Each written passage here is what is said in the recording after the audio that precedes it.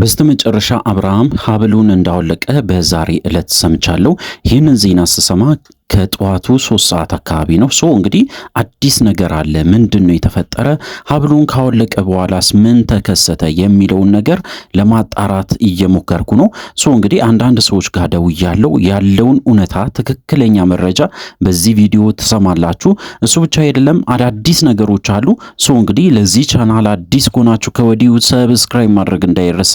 አዲስ ካልሆናችሁ እንደተለመደው ቪዲዮአችን ላይ ካርጉ ሐሳብ አስተያየታችሁን ኮሜንት ስራ አስቀምጡልን። ወደ ጉዳያችን እንግዲህ በትላንትና ዕለት በጣም በሚገርም ሁኔታ አብርሃምን በጣም እንግዲህ ሲጫኑት ነበረ። ሀብሉን እንዲያወልቅና ሀብሉ ላይ የተሰራውን መተትም ካለ ማየት አለብን ብሎ እንግዲህ በጣም ብዙ ሲጫኑት ነበረ። በተለይ እንግዲህ ሄርሜላና ዴቭ በትክክል ያንን ነገር ሲያደርጉ አይታቸዋል። እንግዲህ በጣም ብዙ ሰውም በዚህ ጉዳይ ላይ መነጋገሪያ አድርጎት ነበረ። በተለይ እንግዲህ ስለ ሀብሉ ተነስቶ እጅግ በጣም በሚያሳዝን ሁኔታ እንዴት ሀብሉ ላይ ሊሰራ ይችላል? ምክንያቱ ደግሞ መስቀል ነው። መስቀል ላይ ደግሞ እንዴት ያው መተት ይሰራል? እንደዚህ አይነት ነገርም ሊኖር አይችልም፣ ውሸታቸው ነው ብሎ እንግዲህ ብዙ ሰውም ሐሳብ ሲሰጥ ነበረ። እውነት ለመናገር እንግዲህ በዚህ ሐሳብ እኔም እስማማለሁ። ከዚህ በፊትም ተናግሬ ነበረ፣ በላይቫችንም እንደዚሁ ስንናገር ነበረ። እውነት ለመናገር እንግዲህ አብርሃም ያደረገው ሀብል ያው አይታቸዋል። የአንገት ሀብል ቢሆንም መስቀል ያለበት ሀብል ነው። እንግዲህ ይሄንን ነገር እንዴት እንወስደዋለን? እንደ መተት ተሰርቷል ሲባል ራሱ ቃሉን ለመጥራት ራሱ እጅግ በጣም ይከብዳል። እንግዲህ አብዛኛው ሰው በዚህ ጉዳይ ላይ የሚስማማም አይመስለኝም። ነገር ግን ሄርሜላ የተጠራጠረችውን በደንብ አድርጋ ስትናገር ነበረ። ሀብሉ እንዲወልቅልኝ ፈልጋለሁ፣ ለ2 ቀን ለ3 ቀን አብርሃምን ከዛ በኋላ ወደ ራሱ እንደሚመለስና እንደማይመለስ ማየት እንፈልጋለን ብላ እንግዲህ ስትናገር ነበረ። በተለይ እንግዲህ እሷ ብቻ አይደለም እንግዲህ ያው ዳዊትም በግልጽ ሲናገር ነበረ አብርሃምን እንግዲህ በደንብ ለማሳመን ሲሞክረው ነበረ። አብርሃም ግን በፍጹም አላወልቅም። በተለይ እንግዲህ ሩታም እንኳን አውልቅ እንኳን ብትለኝ እኔ ለማውለቅ ዝግጁ አይደለሁም። ምክንያቱ ደግሞ ስጦታ ነው፣ የተሰጠኝን ስጦታ በጭራሽ ላወልቅ አልችልም።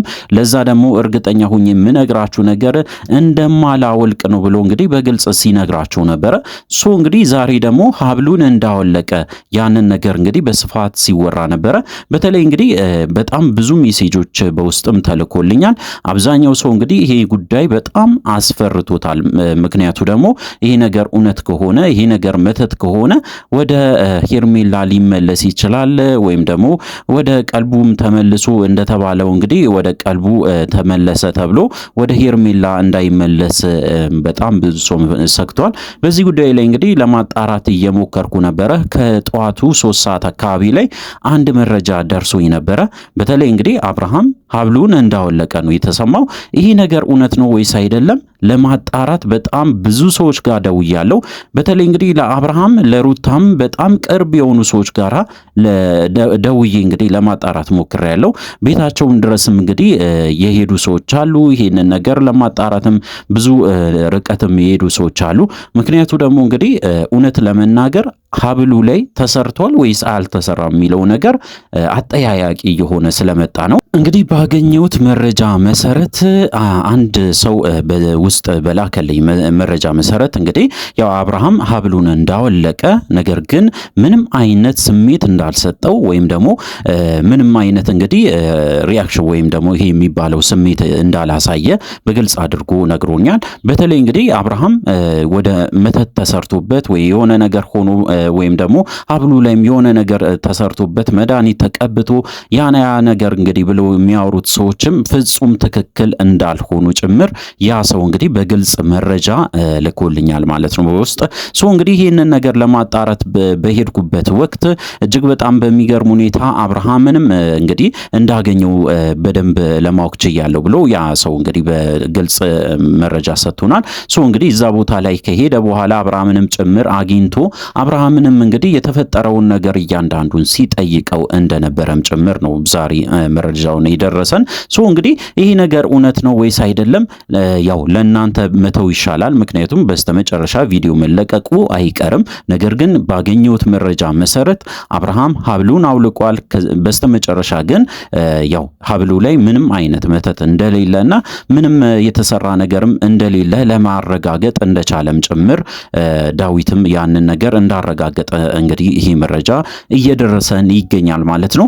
እውነት ለመናገር ይሄ መረጃ ትክክልና እውነተኛ ከሆነ በጣም ደስ የሚል ይበል የሚያሰኝ አይነት ነገር ነው። ሶ አብዛኛው ሰዎች በዚህ ጉዳይ ላይ ተጨንቋል። ምክንያቱ ደግሞ እንግዲህ ያው አብርሃም በጣም በተደጋጋሚ አላወልቅም ሲል ነበረ። እነ ሩታም እንግዲህ ያው አልተጫኑትም ወይም ደግሞ እሱ እንዲያወልቅም ብዙም ፍላጎት አላሳዩም። ሶ አብርሃም ላይ የተሰራ መተት ወይም ደግሞ የሆነ ሴራ አለ የሚልም በጣም ብዙ ሰዎችም ሀሳባቸውን ሲሰጡ ነበረ። ሶ እንግዲህ እሱ ብቻ አይደለም፣ በጣም ብዙ ሰዎች ደግሞ ፈርቶ ነበሩ። ምክንያቱም እውነትም እንደተባለው መተት ተሰርቶበት ከሆነ አብርሃም እጅግ በጣም በሚያሳዝን ሁኔታ እንግዲህ ከሩታም ከልጁም ይለያል ማለት ነው። እንደ በፊቱ እንግዲህ በጣም በሚያስጠላ ህይወት ውስጥ ይገባል ብሎ በጣም ብዙ ሰውም ሰግቶ ነበረ። ሶ ዛሬ የተሰማው ዜና እውነት ከሆነ እጅግ በጣም ብዙ ሰዎች የሚደሰቱበትና እረፍት የሚያገኙበት ነው ብዬ ነው ማስበው። ሶ እንግዲህ አብርሃም በዚህ ጉዳይ ላይ ቪዲዮ ይዞ ይመጣል ማታ ላይ። እጅግ በጣም ብዙዎቻችን የምንጠብቀው አይነት ቪዲዮ ነው። እውነት ለመናገር እንግዲህ በዚህ ጉዳይ ላይ ኢንዲቴል እኛም ቪዲዮ እንሰራበታለን፣ ላይቭ ስትሪምም እንገባለን፣ እያንዳንዱም ምልከታችንን እናስቀምጣለን። በተለይ እንግዲህ አብዛኞቻችሁ ስትጠይቁ የነበረው የሄርሜላ እርግዝና ጉዳይም ተነስቶ ነበር። በጣም በሚገርም ሁኔታ እንግዲህ እስከ ዛሬ ድረስ ወደዚህ እያረገች ነበረ። እቺ ልጅ አንድ ጊዜ አርግዣለሁ ሆዴ ውስጥ ልጅ አለ ብላ ስታወራ ነበረ። አንዴ ደግሞ እንግዲህ አብርሃምን ስታወራው የነበረበት መንገድም የሚያጠራጥር አይነት ነገር ሆኖ አግኝተናል። በተለይ እንግዲህ ከትላንት በፊት የተገናኙት አብርሃም ጋራ ያወሩት ነገር አብዛኛውን ሰው አስደንግጦ ነበረ። ምክንያቱም ልጅ እንወልዳለን ወደፊት ብዙ ነገሮችን አቅደናል ብለን እኮ ስናወራ ነበር ስትል እንግዲህ በጣም ብዙ ሰው እንዴት እስካሁን ድረስ እንደዚህ አይነት ንግግር ትናገራለች? አላረገዘችም ወይ? ወደፊት የሚለውን ቃል ምን አመጣው ብሎ አብዛኛው ሰው እንግዲህ ሄርሜላ ላይ ሲጮህ ነበረ። እውነት ለመናገር እንግዲህ እኔም ተናግሬ ነበረ ከዚህ በፊት በጭራሽ ሄርሜላ እርጉዝ አይደለችም ብዬ 100% እንግዲህ እርግጠኛ ሆኜ ነግሬያቸው ነበረ። ሶ እንግዲህ ይህን ወደዚህ የምናረገው ነገር አይደለም። ሄርሜላውንም ቢሆን እርጉዝ አይደለችም። እሱ ብቻ አይደለም፣ በጣም ብዙ ያሰበችው ትልልቅ ሴራዎችም አብርሃም ላይ ያቀደችውም ነገርም እየወጡ ይገኛሉ። እሱን ደግሞ አጠናክረን ለእናንተ ለማድረስ እንሞክራለን። በተለይ በጣም ብዙ ነገሮችን አብርሃም ላይ እንዳሰበችና ያንን ነገሮችም ሳታሳካ አርፋ እንደማትቀመጥም ጭምር ነው የዛሬው እንግዲህ ውላችን በደንብ የሚያሳየው ማለት ነው። ሶ እንግዲህ አብርሃም አሁንም ቢሆን እንዳልታመመና በጭራሽ ምንም አይነት ጉዳት እንዳልደረሰበት እንግዲህ በስፋት እየወጡ ይገኛሉ። የተሰራበት ወይም ደግሞ ተሰራበት ተብሎ የተወራውም እንግዲህ ሀብል በፍጹም ምንም አይነት ነገር እንዳልተሰራበት ወይም ደግሞ መተትም ሆኖ ሌላ መድኃኒት ተቀብቷል ብዙ ነገሮች ተብሎ ሲወራ የነበረው ነገር በሙሉ ውሸት እንደሆነም ጭምር በስፋትም እየተነገረ ይገኛል። እንግዲህ በዚህ ጉዳይ ላይ ያው እነሱም እንደነገርኳችሁ ቪዲዮ ይሰራሉ። ሁሉም ነገር እንግዲህ በግልጽ መናገራቸው የማይቀር ጉዳይ ነው።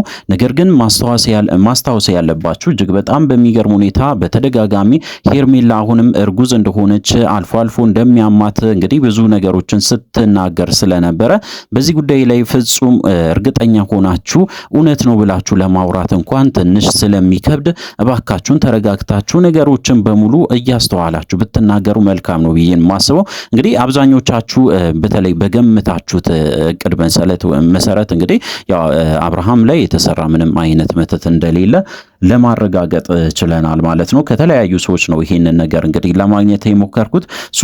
ይሄ እውነት እንግዲህ እውነት ከሆነ ወይም ደግሞ ነገሮች ወደሚፈለጉት መንገድ ከሄዱ እጅግ በጣም በሚገርም ሁኔታ እንግዲህ አብርሃምና ሩታ ኑሯቸውን በአንድ ላይ ይቀጥላሉ ማለት ነው።